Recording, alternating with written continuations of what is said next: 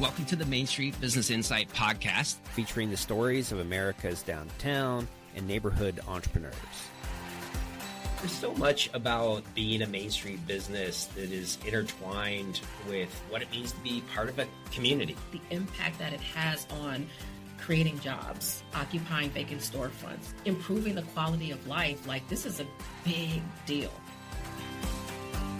What advice would you give to other Main Street businesses? Investing in yourself is the most important thing that you can do. What was that experience like for you to reach out and, learn from others? Any entrepreneur getting into business, I highly recommend find the people that you trust that'll tell you the thing you may or may not want to hear when you need to hear it, and who will stand by you in helping to solve your challenges.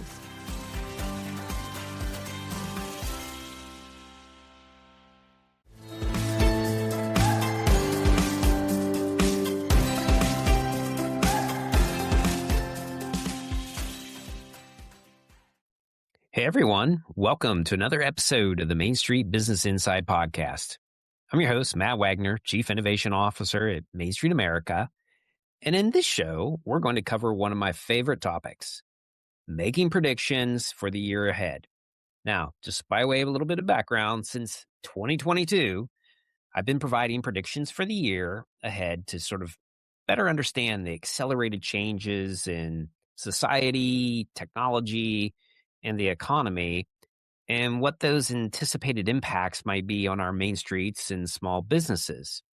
And while certainly not an exact science, I'm not a futurist. I don't use a crystal ball. I didn't use AI.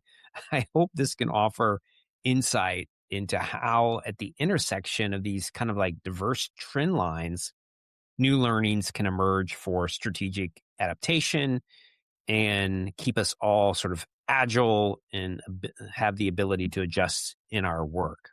Now, before we go into the 8 predictions for 2026, I always like to kind of like take a look back, see how I performed, what I hit, what I missed, were there any draws?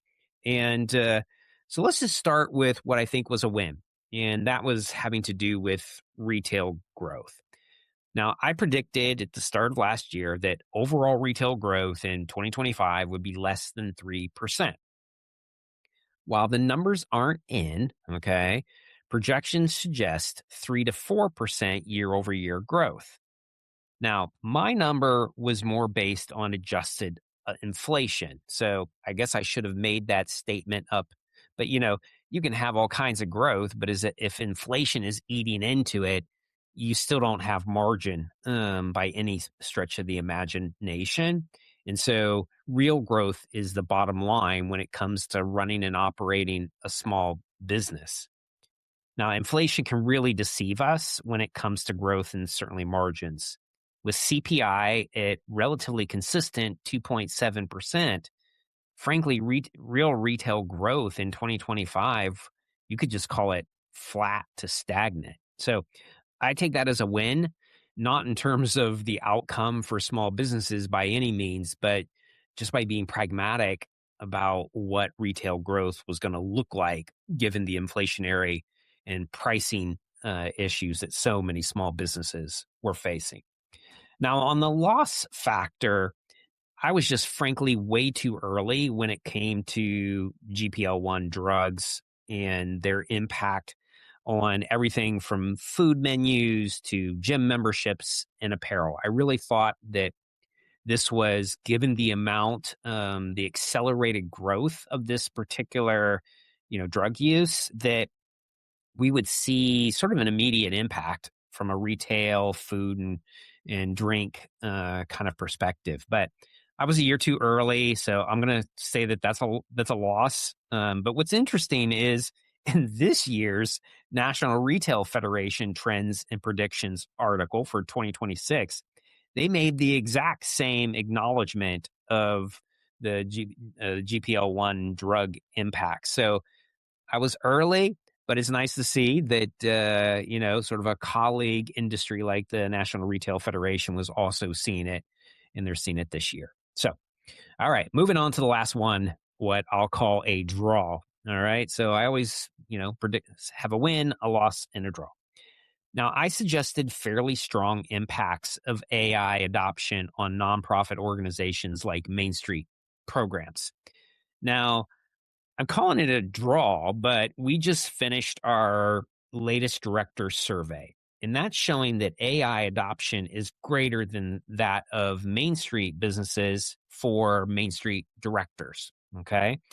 So rather, I was very specific on how I thought AI adoption within the nonprofit sector was going to be impactful, primarily with like capacity building and resources and, really what didn't happen was heavy use in data, fundraising, et cetera. So the use is there, okay, based on our survey, but not to sort of AI adoption relative to thinking about resource creation, how to be more efficient in data collection, getting down, it's much more capacity building and resources. So I'll call it a draw because I wasn't sort of specific enough on the impact.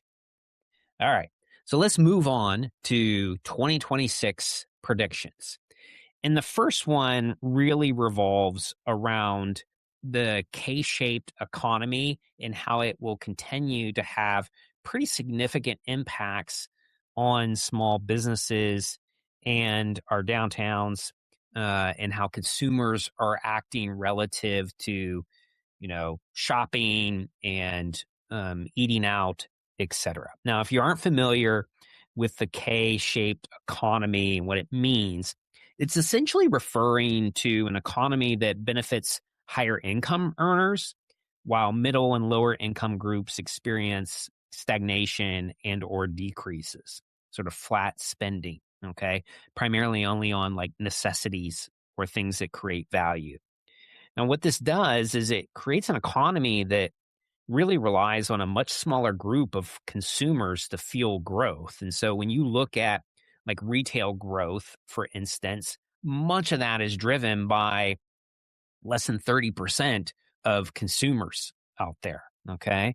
And so it's really important to understand, depending on who your customer group is or how your product service is positioned, can impact while you might be doing well and someone else might not be performing as well. Okay. So hopefully that makes sense.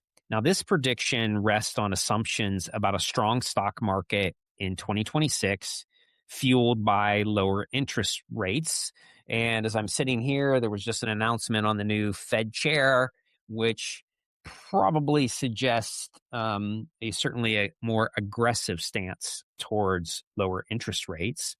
And you have further AI adoption, and what's the consequences of tariff wars to further job stagnation. So I'm suspecting that K-shaped economy thus continues, and under this economic scenario, my thinking is we should expect that upper income households will continue to feel more confident in driving spending. Lower income individuals see little hope for economic growth or the ability to pivot, and thus will have lower spending. And the results really are deals that demonstrate good value will win the day, because higher income is still looking at deals for preservation of wealth or what have you. And lower income consumers are looking for price, but also value. So it's sort of the if you can stretch and sort of bind those two things together, it's probably a winning proposition. Now, companies with fewer than 50 employees shed 120,000 jobs in November 2025 alone. And so this is sort of an extension of the K economy in that it's also impacting smaller businesses. And that's where our space is. Main Street, small businesses, typically less than 20 employees and $500,000 in revenues. And so this is concerning. This is showing that this economy, just like on the consumer front, is primarily benefiting big businesses and not necessarily smaller businesses, the ones that make up, frankly, the fabric of our communities, are rooted in our communities, and in my my book, are the most important to the national economy, and because they measure things that aren't always measurable. Okay, the intangibles, the things that give our quality of life and quality of place. So that's very concerning as we head into 2026. Next prediction, involves social media and some really big shifts, I think, coming in social media. Now, social media has had a mixed and complicated effect on society and communities, and many of those issues are beginning to come to head, I think, this year. These changing attitudes and laws, as you see happening in, for instance, like the UK and Australia, have significant impacts on main streets and small businesses. Now, there are many factors that are driving my prediction here. Overall, there's just growing displeasure with the impact of social media on discourse. I mean, geez, we see it every day. And a greater yearning for in-person connection, this sort of loneliness dynamic and wanting to feel part of a community. And this was, I think, what got reflected in the UK and Australia passing new laws restricting social media amongst children. Young people are also drinking less alcohol, and research shows a correlation between alcohol consumption and social media use. As a result of these shifts, I fully expect that there'll be more emphasis on experiential shopping and third spaces, or as I like to call them, plug-in spaces, because I think there's an evolution happening in third spaces where there's much more programming. It's less passive. It's just more active engagement, and that is truly part of the overall business model. And I think that's going to benefit from this pullback as people just crave connection and community. However, how we reach consumers may need to shift as a result, as more consumers sort of tune out from social media. Obviously, a lot of small businesses have invested in, Facebook and Instagram Reels and TikTok and other social media outlets for marketing purposes. But as that begins to pull back and it becomes even more cluttered than it already is, media continues to be hyperpolarized with changes in media ownership.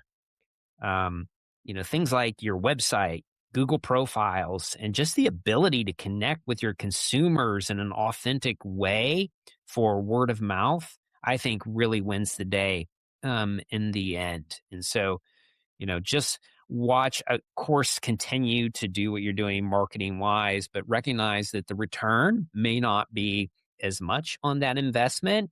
So dig in to that personal connection and gaining sort of old school, like word of mouth.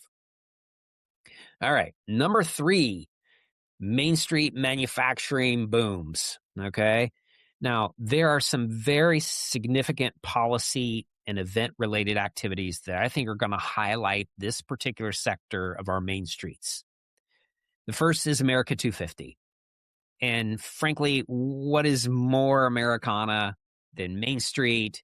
And when you think about the birthplace of manufacturing in this country, it's along our main streets, from, artisan shopkeepers to, the growth into tanneries and wooling mills that were along our main street riverfronts. I mean, this was where production in America has its roots. And while we may not think about manufacturing on Main Street, our estimates show that there are close to 25,000 small-scale manufacturers working on our main streets with a retail, production, logistics component happening. And my friend, you can see here, Rachel Latimer from Dane Fragrance, one of the best perfumers. I'll give her a plug out in Ukiah, California. So this, combined with trade isolation, is just creating more opportunities for really a focus on domestic manufacturing.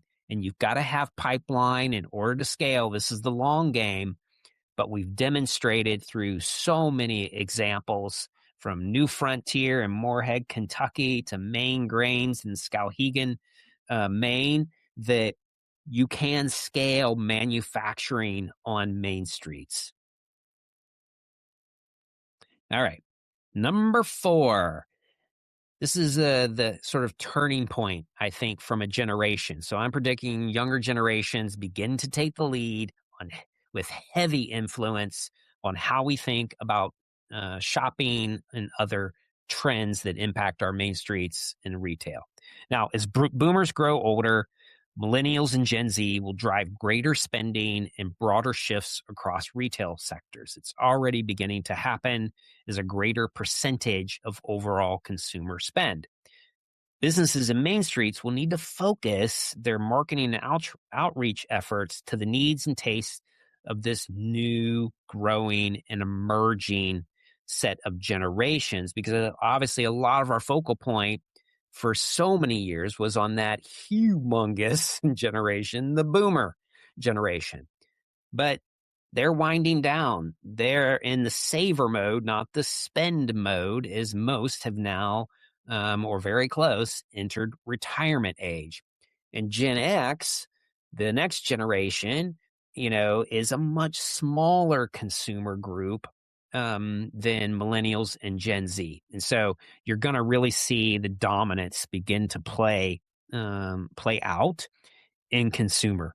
So now, some of the keys that we're looking at with this shift is businesses and main streets needing to focus, obviously, there. I also think there will be, new emerging finance and ownership structures that begin to take root here as a result, because we also know that capital and assets have not fully sort of transitioned from boomers to other generations. Now, there are several signs pointing in this direction.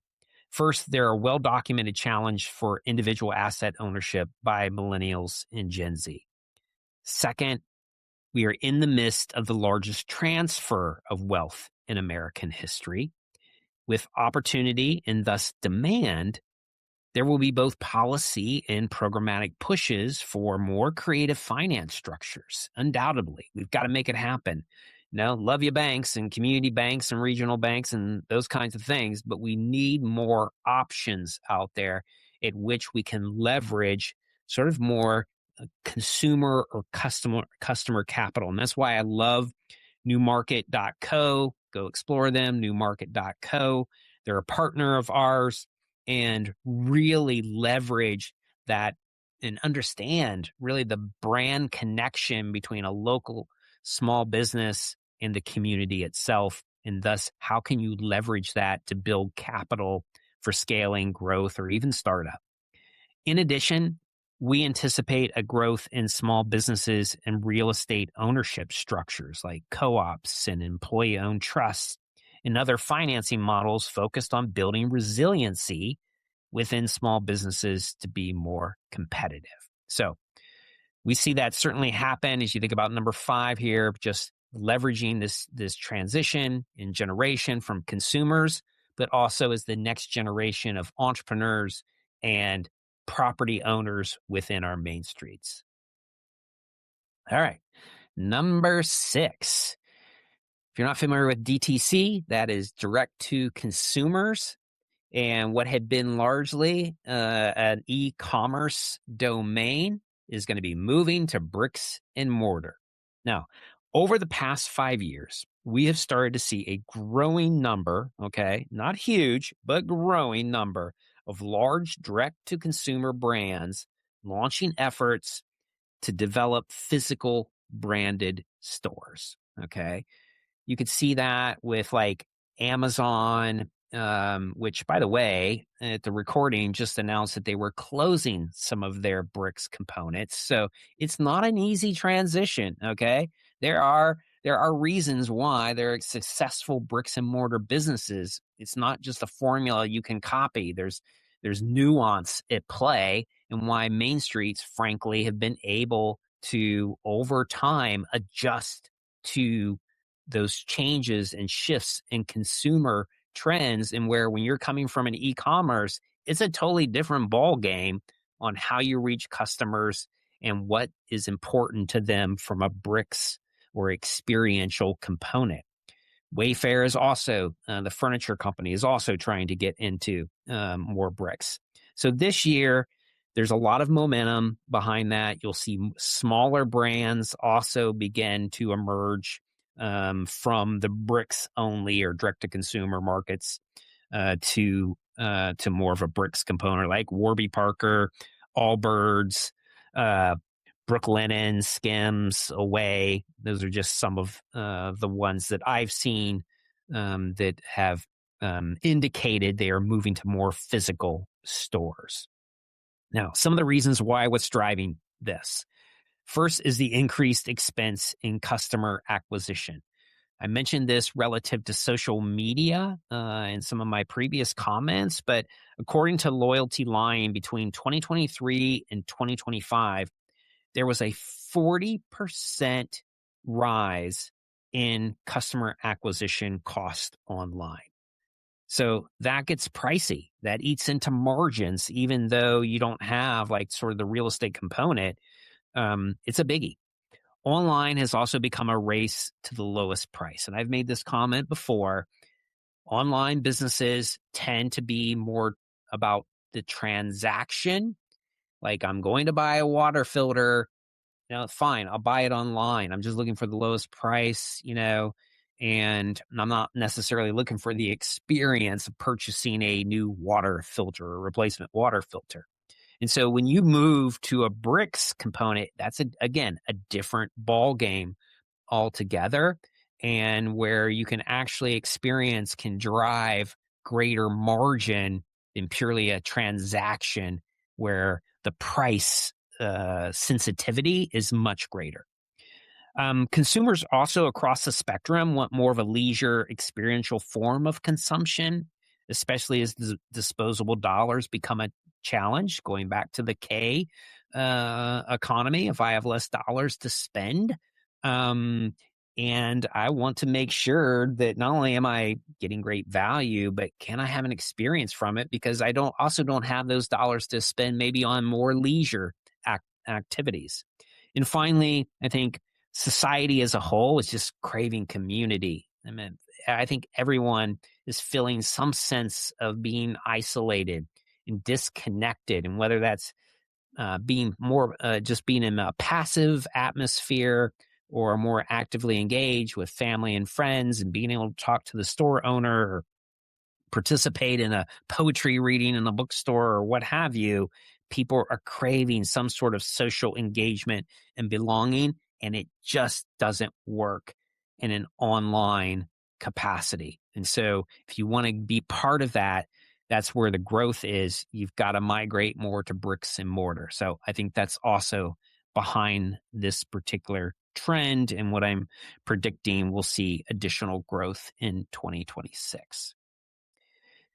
Number 7 of the 8 predictions involves the food and beverage sector. And I think quite a bit of changes coming to this particular sector, which for many Main Streets is a huge anchor. It's really, when we saw some of the impacts of e-commerce, one of the things, and certainly the pandemic, one of the big things that was bringing people back to Main Street was the ability to socialize, to go to a restaurant, hang out, whether it was outdoor dining or whatever. But a lot has begun to shift over the last few years, and I think we're seeing more on the horizon relative to what's happening in the food and beverage sector.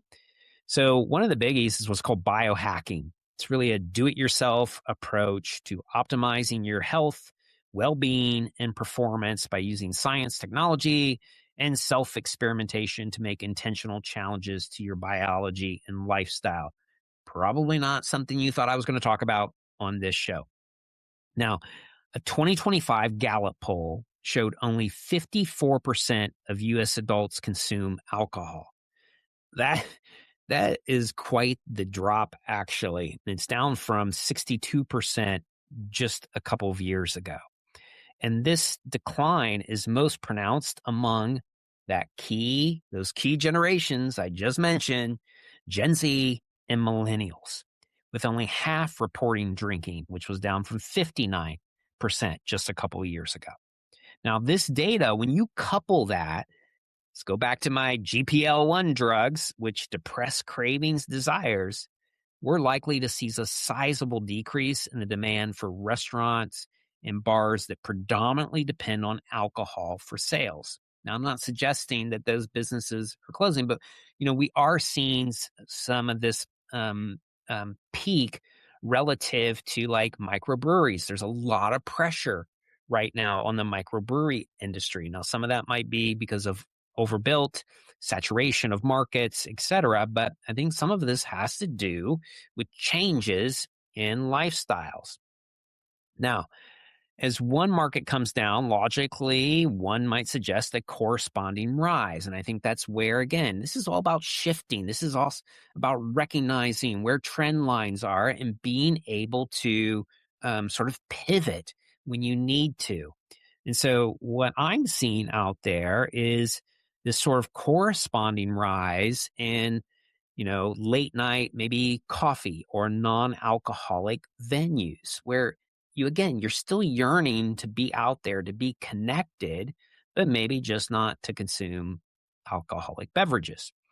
And finally, I think another thing more in the restaurant food side is increases in alpha-gal. If you're not familiar, it's probably not something that was talked about a lot a couple of years, but is becoming very problematic. What this is a food allergy resulting from tick bites, a particular tick bite. And what it does is it essentially makes you allergic to largely beef, or in some cases, other sort of collagen-related food products. And so you're starting to see more media looking into how menus are beginning to shift in restaurants and new startups focused on non-beef meat options and vegetarian or vegan options. So that might begin to impact or at least suggest maybe some transitions there on the restaurant side of the equation as well. Something to be on the lookout for. All right. Now, let's move on to number 8 here, which is the circular retail migration. What I mean by that is I'm thinking that circular retail begins to migrate to more sectors beyond apparel. But let me first just describe what circular economy or circular retail actually means. What this means is you instead of just buying the product and then throwing away, there's actually a transition in that product. There's more sort of diversity of ways to not only use it, but also to create diversity of revenue streams for the businesses that are developing sort of these closed loop systems by keeping products and materials in use longer through reuse, or refurbishing, repair, and recycling into something else, another product perhaps, reducing waste, and certainly a reliance then on, original sort of virgin resources. It not only represents a more sustainable business model, but if you think about it, it's just smart business as a way to diversify revenue streams when maybe one of them is being impacted within your business. And so as a result, you can achieve higher margins by increasing customer value or customer volume by providing unique points of engagement. Now, let me use an example here. Okay, I like outdoor rec, I like bites, etc. So let's say you have an outdoor recreation store in a more of a circular economy, rather than just maybe selling the bikes or the products, maybe doing some repairs. Yes, you continue to sell bikes, you continue to offer service and repairs, but maybe you also take trade-ins. Maybe you fix up old bikes. People are into vintage or whatever, and have sort of a used market. Maybe you repurpose bike parts for resale. Some people, again, are old school and it's hard to find parts, perhaps. Or, people are like, they don't always need new. And so maybe something is gently used as a bike part or some other outdoor recreation part. And then, You could provide equipment rental service. You could have tours or something like that, rides, after work rides or Saturday morning rides or something like that. And now you have a membership and a newsletter, et cetera. So it's all about creating multiple opportunities, but also taking that core product and figuring out multiple ways to, in essence, leverage that product for revenue production. So that's the circular economy. And traditionally, it's been big in apparel streams, but I do see it migrating to other sectors. And that's really the prediction here. So to close us out, I see really, and this is where I want to leave with some, what I hope is very positive thinking around small businesses. I think, when you look at these trends in society, public policy, et cetera, I think these trends show great needs and great opportunities for small businesses in Main Streets in 2026. I've seen the latest data from the yet to be released. Okay. So this is a little bit early and I hope I'm not giving too much away, from our 2026 Main Street Directors Survey. And the number one programming priority identified for 2026 was supporting businesses and entrepreneurs. And when you asked respondents to share what they felt was going to have the greatest impact in 2026 for their community, for their downtowns or neighborhood districts, they shared that small business programming would give them the greatest impact. And so I foresee a lot of capacity and resources there to support. Obviously, at Main Street America, we're in step with that, developing a whole suite of new resources and support for small businesses. Obviously, we've been in the entrepreneurial ecosystem game for a long period of time, and one of the largest at the community level ecosystem builders in the country. And in this year, we've got the Small Business Hub that we recently launched. So please check that out. We recently had a soft announcement around what we're calling Made Originals, which is our small scale manufacturing new program to help scale and grow market opportunities for small scale manufacturers. We have grants. Think about like Amex. And so in aligning capital resources with our new market program for customer capital. We've got the Hartford Small Business Accelerator. So how do you build pipeline? How do you create physical infrastructure in your Main Street to better support, whether that's pop-ups or an incubator or accelerators or, food incubators, what have you, shared food kitchens. And I believe that 2026 is the year Main Street programs firmly submit their support for the small business sector with fewer than 50 employees. Okay. This is the real heart of when people say Main Street versus Wall Street. We've got to define that. And I think we can really hone in, utilize our Main Street network to truly provide the services, focus, storytelling, et cetera, for this really important segment of our economy. So that's going to do it for the show. But before we go, we'd love to hear if these predictions match what you are seeing on the ground in your communities, or offer up some other predictions. I love having a discussion on that. So let us know. You can feel free to reach out to me at mwagner@mainstreet.org. I would love to hear from you, of course, or, tap me on LinkedIn as well. You'll find me there. And you can also just leave a comment on the podcast page, wherever you're listening, or if you're watching on YouTube, add a comment there. Don't forget to subscribe and like. We certainly appreciate that. It helps us so much.